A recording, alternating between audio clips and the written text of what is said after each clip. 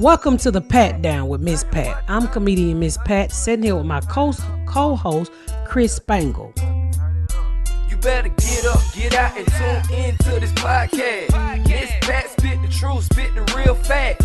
Nothing but the ugly, classy at the same time. Pat got the flavor, these are not your same lines. That's the politics, she been on the real grind. It could be pretty but ugly at the same time. Just tune in, put your lock on the spin down. Ain't no need for the wait and turn it up now. What you talking about?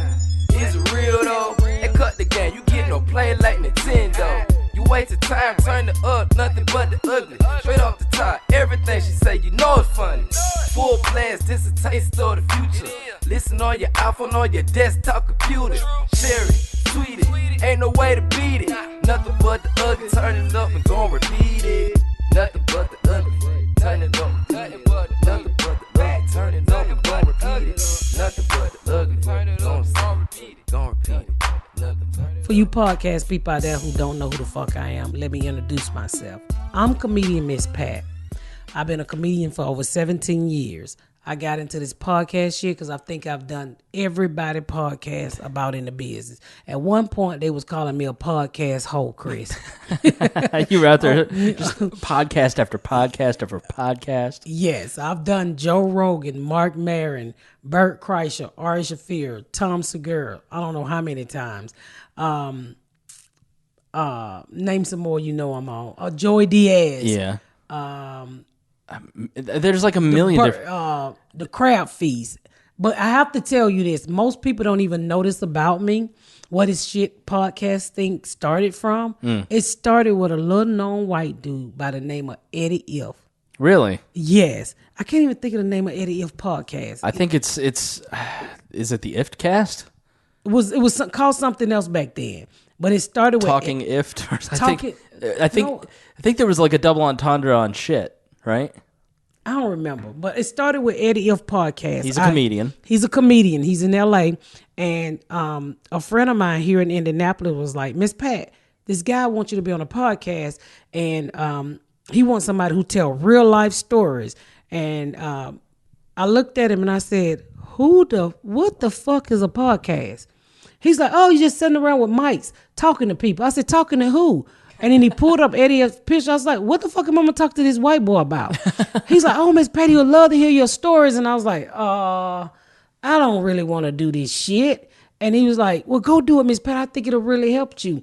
And then podcasts was like really blowing up at the time. Right. They was like, oh my God, if you do this one, you could probably one day get on Joe Rogan and your life would change. I'm like, y'all, ain't no fucking podcast, no Johnny Carson, okay?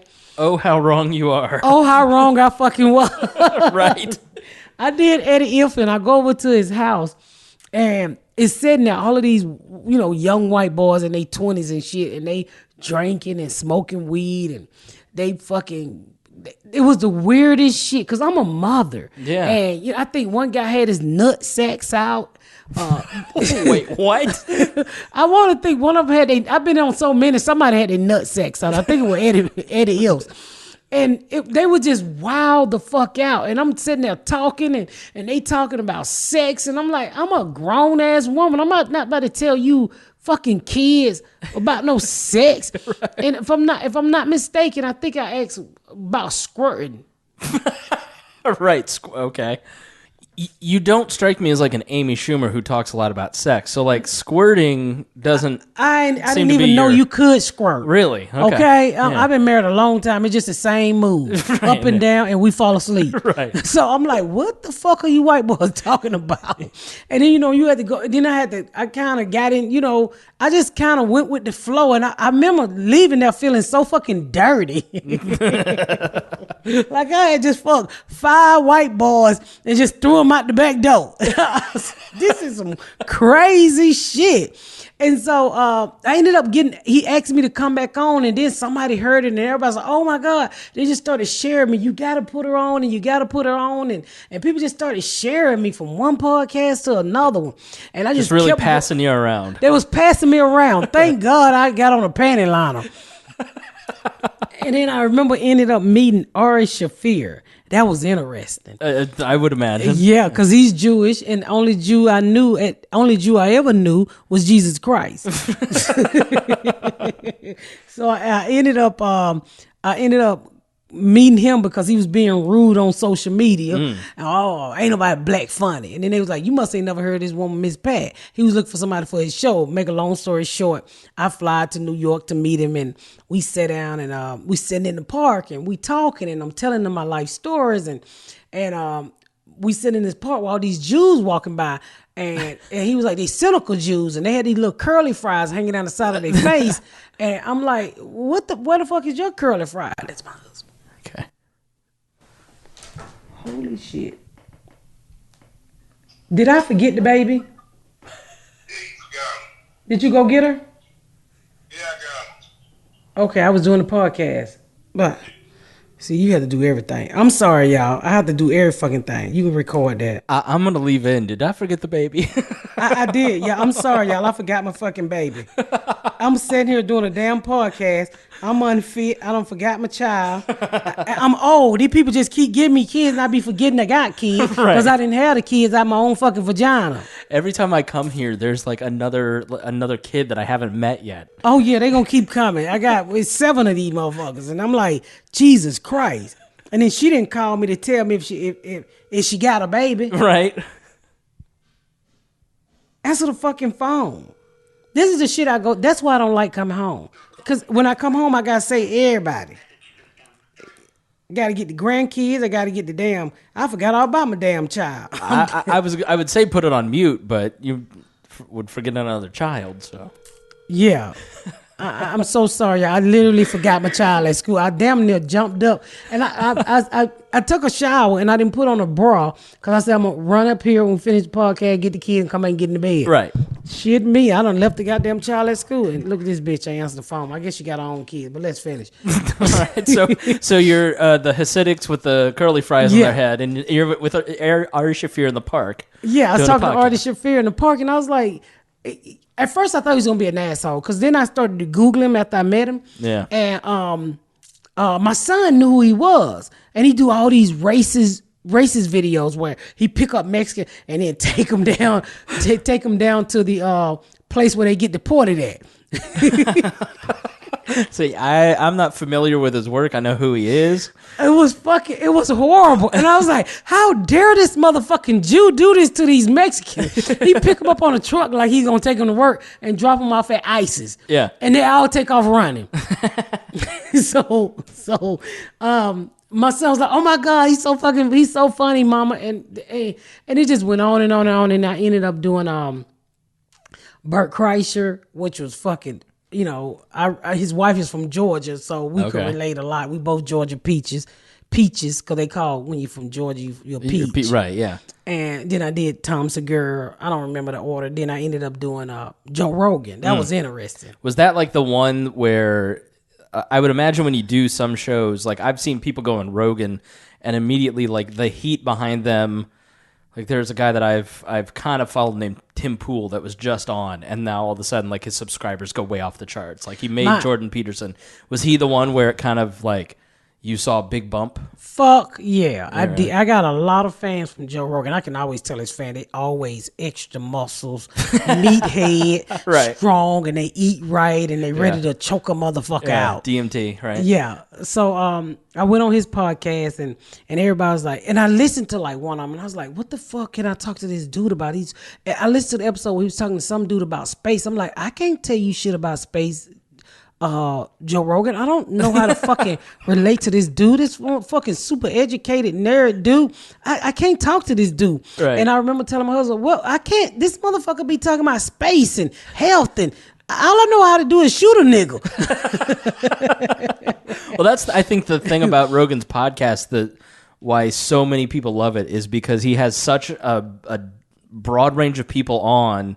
And he doesn't assume that he knows anything. Yeah. He just lets the person come on and talk and just ask them questions. It's a great conversation. Man, I got there and I fell in love with him. And I was like, oh my God, he was nothing like I thought he could. Cause see, when I got invited to his podcast, I Googled him, and I remember him from the show where he did Fear Factor. Fear Factor. Yeah. And then I started to Google and I realized he ruined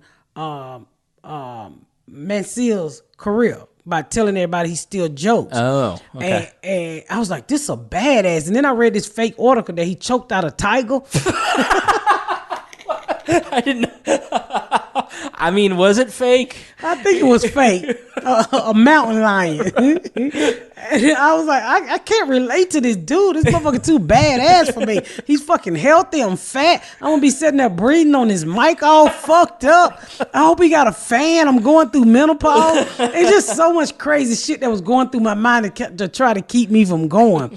And when I sat in that chair, he never made me feel less than the person that I thought he was gonna make me feel. I mean, he made me feel like I could relate to anything. He made me feel like I was on his level. Not one time did I feel small talking to Joe Rogan. Yeah. And then I got all of these fucking subscribers, all these fucking people following me. My fucking Twitter was going out the change, and then everybody was telling Mark Maron, you should get her, Mark Maron, you should get her. And Mark Maron was never answering back. And this is how I truly believe the universe or God or however you want. And this is like what year? This is about 3 years ago. So like 2015, 2016. And like this is like Maron, this is when everybody was talking about Maron at that point. I mean, Rogan hadn't even, like Rogan's kind of at the top at this point, but like Maron, I remember when you went on Maron, it was like, holy shit, Miss Pat's getting famous. I don't know about that shit. I still shop at Walmart and do my layaways at Burlington. So I go on Mark Maron. I had never heard of Mark Maron. Right. I'm honestly, some of these comics I had never heard of. Yeah. And they was like, oh my God, he's the best interviewer in the world, and he's this and he's that. And I'm like, I don't give a fuck what he is. I never heard of him. I didn't know he had been doing comedy that long. I didn't know what to expect. I get there and I walk in and this dude got cats. And I'm like, I don't fucking like cats. Really? But his cats were well behaved. They didn't rub all up on you, try to pull your wig off your head and shit like that. He didn't have no ghetto cats. I was used to ghetto cats. Who would fucking steal your pocketbooks. Right. And so you take your wig and piss in it. Okay. I was used to ghetto cats. The motherfucker will fight your ass. So we walked me to the back of the little garage and we talk. And we just literally talk. And I was like, oh, wow, this ain't what I expected. And each time I went to one of these podcasts, and white boys who I didn't think would understand my life, I would always try to talk myself out of it. And when I got to Mark Maron, and everything started to happen. Yeah. Honestly, Joe Rogan gave me a shit ton of followers, really put me out there. I think that was a stepping stone for me to get on Mark Maron. And when I got on Mark Maron, I was in the process of selling a book, and we was writing up the stuff to sell it. We asked Mark Maron to hold it. He released it on a Monday. I sold my book that Tuesday night to HarperCollins. Damn. That was my Mark Maron. Really, all of these podcasts, but Mark Maron was the cherry on top. Yeah. To me getting a lot of shit. Honestly, after I did Mark Maron, 6 studios called me in to develop a TV show. 6 fucking networks. That's amazing. Yes, I had so many meetings after that. I heard you on Mark Maron. I'm like, what the fuck? And I ended up, my very first deal I was in with New Regency, which didn't work out. They heard me on Mark Maron too. And then that week I had a meeting with New Regency. I can't even think of all the studios, to be honest with you, but the one that's staying out is New Regency. I don't even think they do TV anymore. Maybe the better question is like, what were they talking to you about? If you can say, like movies, TV. It was about a sitcom. I'm about to tell you. It was Imagine, which is Ron Howard company. Okay. They called, and I remember going in and meeting this little dude named John Rattler, and I'm somebody's mama. Little Jewish kid. I didn't even know he's Jewish. I just know he's white. And he was like, oh, he had that Hollywood vibe to him, which I didn't fucking appreciate at all. Right. And he put his foot on his table, and it pissed me the fuck off. Because I'm a grown-ass black woman. I don't give a fuck how raggedy your furniture is. You don't put your foot on the couch and the fucking table. And, and I was like, why you got your foot on the table? That's what I asked him in his office. Right. Fucking foot off the goddamn table. And I remember him saying, he was like, so what brought you here today? Fuck you mean what brought me here today? You brought me here. And that made me so mad with him. I was like, and I said, don't you fucking play with me, little white boy. I'm a grown ass woman. I've been to 5 fucking meetings. I got on this spank. I'm hot. I'm tired. And I left out of there and I said, I hate this fucker. I hated him. Yeah. And we ended up picking New Regency. And then I got out of that deal. And this is how the fucking universe worked. I got out of that deal that day. It was 9 months I was in that deal. That evening, that fucker called and said, I think we can let her meet Lee Daniels. And my manager was pretty much like, fuck off. Because he didn't like him either. And so he's like, imagine callback. I said, I don't want to fuck with that kid. He put his fucking foot on his table. It's astounding. Fucking hurt my feeling. Don't put your fucking foot on no couch and no table with your fucking shoes on. My mama didn't play that shit. We had broke down furniture on fucking crates, but you did not put your feet on that shit. So he called back and Brian Grazer. If y'all don't know who Brian Grazer is, go Google him. Fucking Hollywood. Fucking did all the Eddie Murphy shit. Rush Hour. I think he did Rush Hour. I better, before I put that out, I better Google that. Did a whole bunch of shit with Eddie Murphy. And he's the man. He's Ron Howard's partner. Right.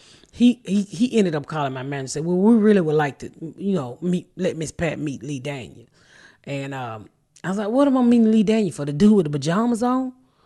Because he used to always walk around in pajamas. I didn't know that. What has Lee Daniels done? Like what? Butler. He done The Butler, Precious, Empire, Star, fucking so many other movies on that you've seen. Right. Monster Ball. Okay. Yeah. That's what Halle Berry got a fucking Oscar for. Yeah. So legit as fuck. Legit as fuck. Yeah. And so my manager was like, I think you should listen to him. Go, listen to him. So I live here in Indy, and I said, okay, I'll go up to New York. Up to Chicago and meet him. And I went up there to meet him, and I just fucking fell in love with him. Mm-hmm. And I was like, oh my God, he's fucking real. I think he can get it. Yeah. And we sat down and talked, and I was like, this is it. Because I had also met with Gingy Cohan from Orange is New Black. I had met with a lot of people through that podcast that I released with Mark Maron. That's crazy. Yeah, she was one of them. Gingy Cohen is so fucking nice. Yeah. And so I went and met with Lee Daniel, and I ended up saying, I think we can do this.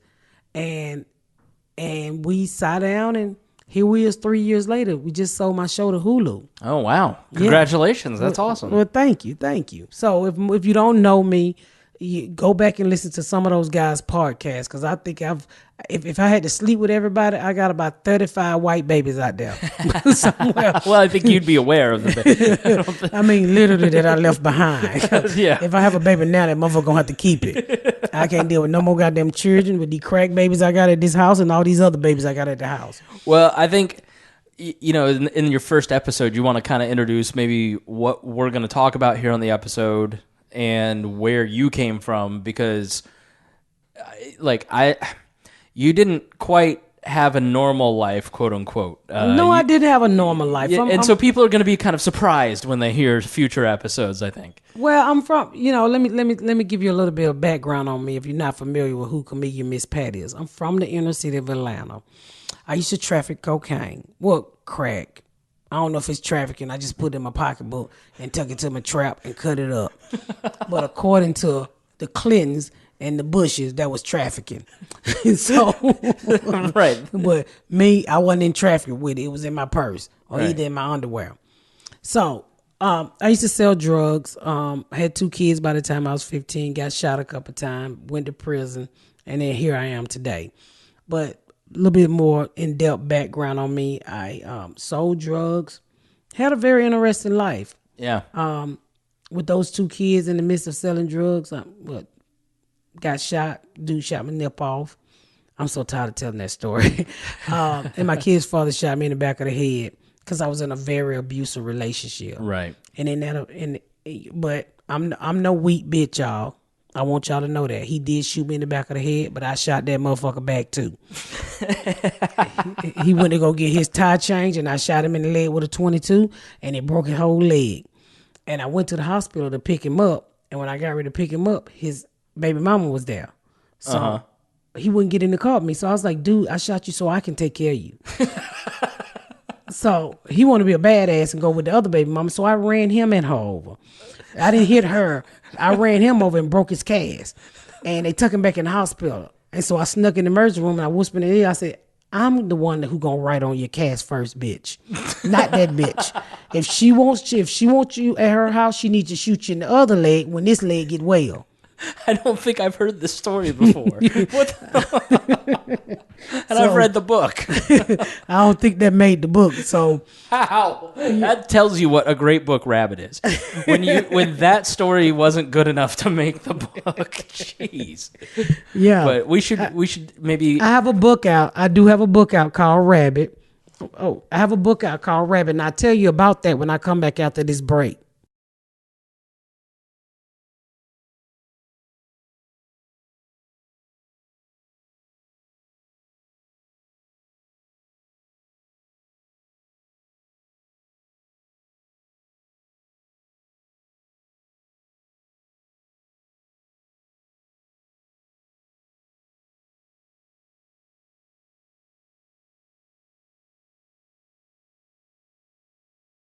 Okay, y'all, we back from this break and we're talking about my book Rabbit. Yeah. Yeah, I'm an author. It's a really great book, y'all. It's got 5 stars on Amazon. It was nominated for an NAACP Image Award. I wrote this. HarperCollins put this book out as a really great book. It's one of the best books I've ever read. And I'm not just saying that because I'm your co-host. But I've known Don't lie to me. I've known you. Well, I wouldn't. I've known you for years, and I've heard you on Bob and Tom, and that's how we met, through Bob and Tom. And I read the book, and I went, I can't believe anybody lived through any of this. But it's funny, and just there's so many great stories in it. So I really enjoyed it. It's all 100% real too. Yeah. I didn't make up shit. I didn't put no fluff in there. I didn't play. I wanted to tell the real deal. And it's what's crazy, when we first wrote this book, it was another version of this book. And HarperCollins like, no, bitch. People would be crying, falling in the street reading this shit. You going to have to put it like you do it on stage with some laughter with it. Right. So we took us a whole another year and a half to rewrite the book to put some fun in it. Because I tell crazy ass stories like I'm telling now, and what you'll hear throughout all of my episodes on my podcast. I tell these crazy ass stories, but in a funny way. Because one thing I want people to realize when you listen to me, I want you to be able to laugh at any fucking thing. Yeah. That's what life, when you can laugh at it, you got control of it. Yeah. When you can't laugh at it, you don't have control of it. And that is the realest shit you gonna ever fucking hear. Yeah. You have to be able to laugh at it. That shows growth. People like, how can you laugh at being shot in the back of the head? It took me 2 years to get that bit funny. I don't tell it anymore. I said my kid's father shot me in the back of the head. It wasn't his fault. It was my fault because I ducked slow. Okay.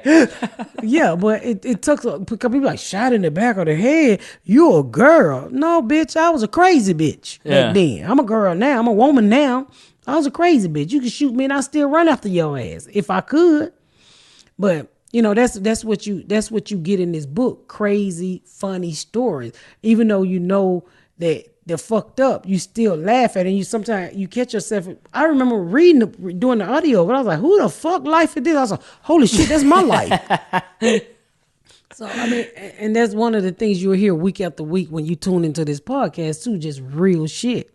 Yeah, I think it's going to be a mix of kind of talking about the news and talking about life. Life, people, race, kids. I got fucking kids I'm sick of. Yeah. Whatever happened to the ice cream man who take your kids around the block and bring them back? Okay. All right. See, it's jokes. You're going to get jokes like that make me uncomfortable, but she thinks it's funny. I think it's fucking hilarious. I told somebody once, I said, what happened to the man who used to come out of school with his dick hanging out, who made you run home faster? I was like, Pat, they lock his ass up now. That's called Catholic school. You and I met through Bob and Tom. Yeah. If you're introducing yourself, then they definitely don't know who the fuck I am. But we met through Bob and Tom, the Bob and Tom show. I work there. Bob and Tom is a syndicated show here in Indianapolis that's in a lot of fucking markets. Yeah. And I started doing that show I've been here 12 years, probably 12 years ago. 11 years ago I started doing this show, syndicated show called the Bob and Tom Show. I would say it's a mostly It's a mainstream. Yeah, it's like a generic, broad, middle American audience. Yeah, it's Midwestis, Right. if that a word. Midwestis, Midwestern, yeah. Western. Oh, I'm sorry. That's why I got Chris here to correct my English. Sorry. My daughter told me English was my second language. I was like, "What, bitch? I'm American." So I started working there 5 years ago, and I met Miss Pat, and we've just become friends over time. And then she's like, "How the fuck do I start a podcast?" Because everybody kept saying you need to start a podcast. I was like, "Dude, I got to put on makeup. I got to take a bath." I had to take a bath before you got here. Yeah. I was like, "Oh, I got to do shit I don't want to do," and everybody just kept saying you should do one. You should do. I was, what the fuck am I going to talk about? And I don't know. I was in LA. Actually, this is what really made me put my foot down. I talked to you a couple of days before. And I went out to LA and I bumped into Joe Rogan. And he was like, "Miss Pat, it's time for you to start a podcast." Yeah. So how the fuck do you say no to Joe Rogan? You can't. You can't fucking say Joe. Not only do he look like he'll choke me, I'm kidding. I'm just fucking playing. I'll choke his ass back. He's a nice guy. But how do you say no? He's like, you should really, start a podcast. I think your fans will love it. And I think it would also help, other things, your comedy career, other things. And we talked for fucking 3 hours. And I said, "Joe, I'm going home. I got this little cute white kid that want to come to my house and fuck with me and my black family. And we're going to start a fucking podcast. And I don't know what the fuck I'm talking about. I don't know how I'm going to do it, but I'm going to start a podcast." Yeah, I've done podcasting for like 10 years, and obviously I do it as a day job. And I've been... for months, you've kind of mentioned it a couple times. I'm like, you'd be a natural at this. And I've been surprised at the hesitation a little bit because I don't know why there would be hesitation because you just are a natural storyteller. People, when I see you come on the Bob and Tom show, I see our audience.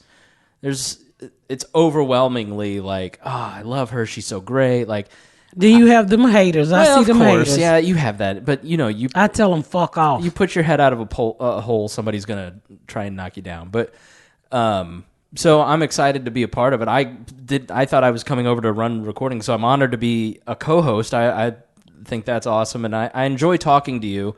You live now where I grew up. Yeah. And which is a very white suburban town in Indiana. Very, very white. Very white. I think it's 3. It used to be just me, the white black person. I think we got about 3 or 4 of us in the neighborhood. Well, now. we didn't even know this, but we had met years ago. I came to your house and ate at your brother graduated with my son. Yeah. And I remember you being there, but I don't remember you like that. Yeah, I just remember going, my brother has black friends. This is so progressive.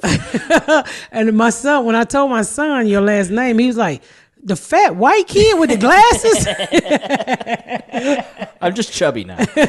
He lost a lot of weight. And I was like, "You never gonna believe this shit. His brother do a fucking podcast with me." He was like, "For real?" I remember his brother. But I've always enjoyed talking to you because you come from a place that I have never been exposed to in my life. I don't understand. You come from a place I've never been exposed to, and I didn't understand. Yeah, and I think we come from 2 different worlds, and I've just always enjoyed, like, when you're in the green room and we're having conversations, we enjoy talking to each other, so I think it's going to be fun kind of getting to know each other a little bit better and then have conversations about our different worldviews, because, I mean, I come from a white male, middle-class suburban I tell you one thing perspective. that shocked me when I moved here, you guys. When I first moved to this all-white neighborhood, I lived in an apartment before I built this house. My neighbors knocked on the door and gave me a cake. Yeah. And I'm from the hood. One thing you don't do is you don't come to nobody's house and knock on their fucking door and give them food, which was shocking to me. And I called my girlfriend who lived in a white neighborhood. And I was like, "Bitch, you ain't gonna believe this." She was like, "Well," I was like, "This white lady just gave me a cake. Should I eat it?" She's like, "Girl, eat that cake. They just don't want you to break in their house."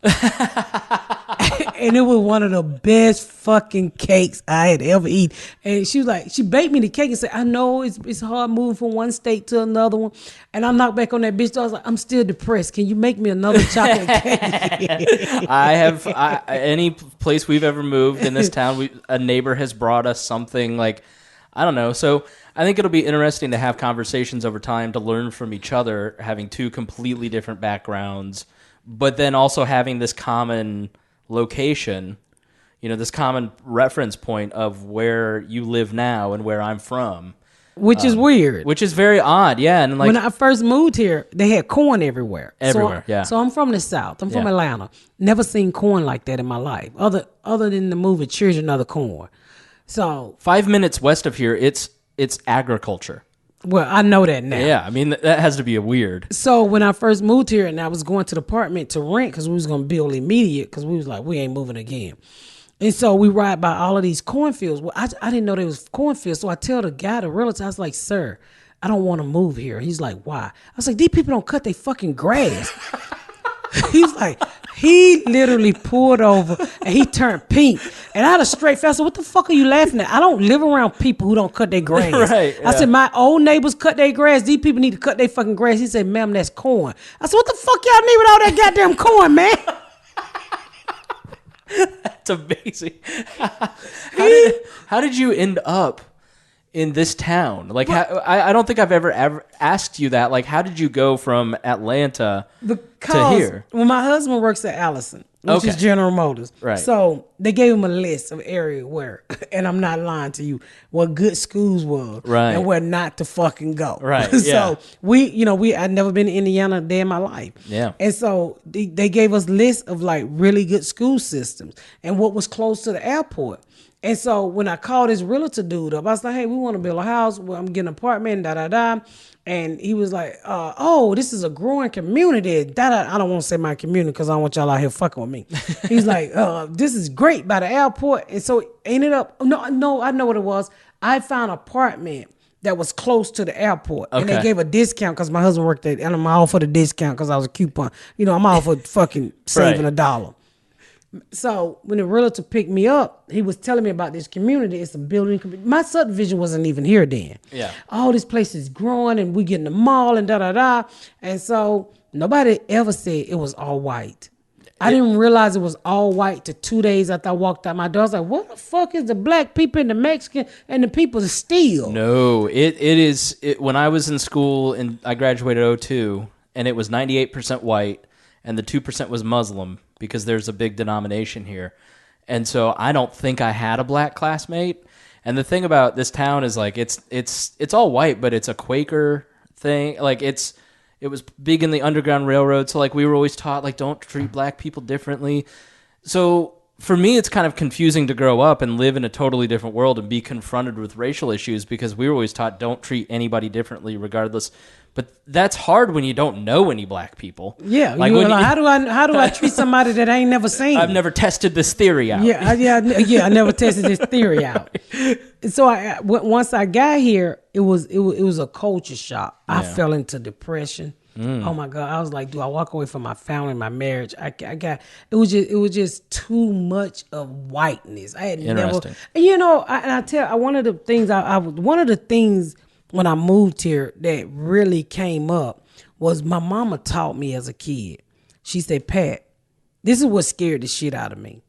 Because after I did Bob and Tom and my fan base started to turn white, which scared the shit out of me. And the reason why it scared the shit out of me, because I had never had any really dealing with white people other than the police or the caseworker. Right. So my mama taught me as a kid, she said, Pat, white people are better than you. Never look them in the eye and they're the fucking devil.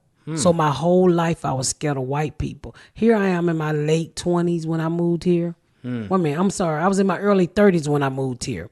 And I was scared shitless of white people. I was so scared the first time I went on Bob and Tom's show, I was bombing. They damn near put me out. And my friend Dion texted me and said, you bombing, bitch. I was like, I know, but you had heard all these things about Bob and Tom and shit. And I was like, I don't know what to fucking do. He's like, just tell me you got shot in the titty. I was like, right. Tell these white people I got shot in the titty. He was like, fuck yeah. And that's what saved me on Bob and Tom. Yeah. But I was so fucking scared because that little bell was ringing off in my head. They're better than you. They're better than you. Never look at me now. They're a fucking devil. So I had that slave mentality, and white people probably don't even notice in black people when they look down. That comes from slavery. Never. No, it's not even a consideration. But it comes from our ancestors, I think. It just, it to me, it showed weakness. And I would always look down because I was scared of white people. I was literally scared of them from what I was taught from my mama. So when I got here and my fan base turned white, and I told my husband one night, and I had turned it into a bit I used to do. And I said, these fucking white people scaring the shit out of me. I don't know why they my fans. How they get this shit I'm talking about. He's like, what's wrong? Well, I said, I don't know why they like me. And then I told him, I said, my mama say they better than me. Never look them in the eye and they're the devil. My husband was like, Pat, your mama is fucking stupid.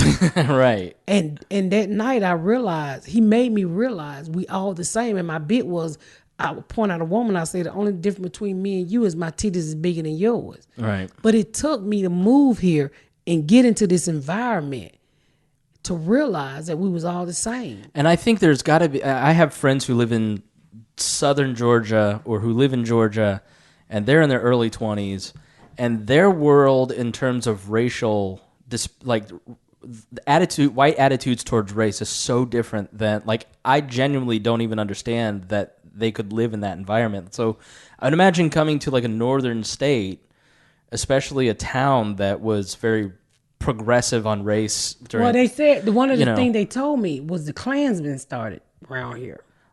So, and they told me, they was like, don't go to Martinsville. Yeah, that's it. Yeah, we'll have to talk about that some other time, because that's Martinsville. This was a Klan state in the 20s, but the Klan in Indiana was anti-Catholic more than it was anti-black, because there weren't a lot of black people. Like my great-grandparents, when they came to Indianapolis in the 70s, a black guy got on the elevator, and my great-grandmother goes, Miles, there's a black person.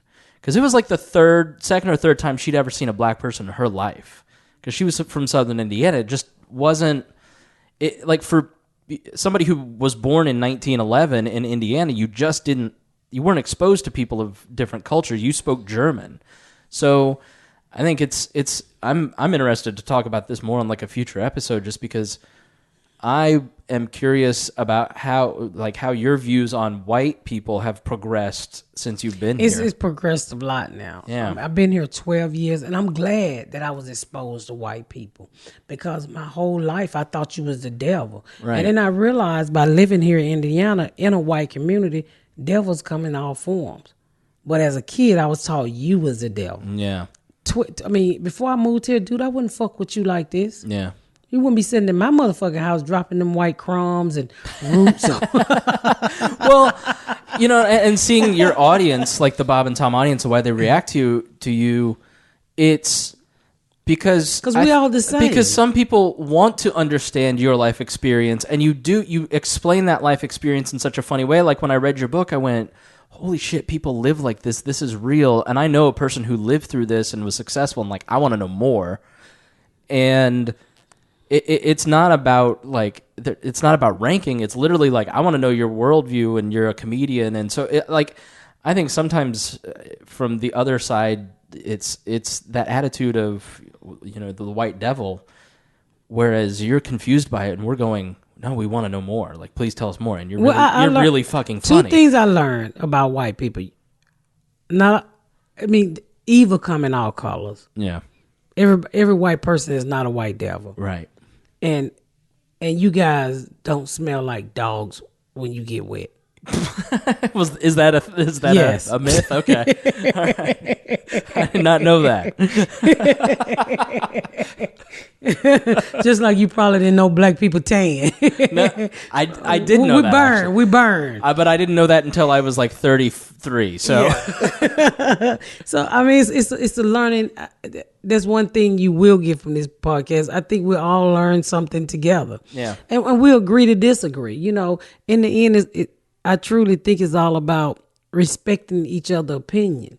You believe what you believe. You know what I'm saying? Some people, you can't change their mind on what they believe. I'm willing to learn. Yeah. I'm willing to listen. If it's whether I believe it or not, I'm willing to listen. Let me just say that.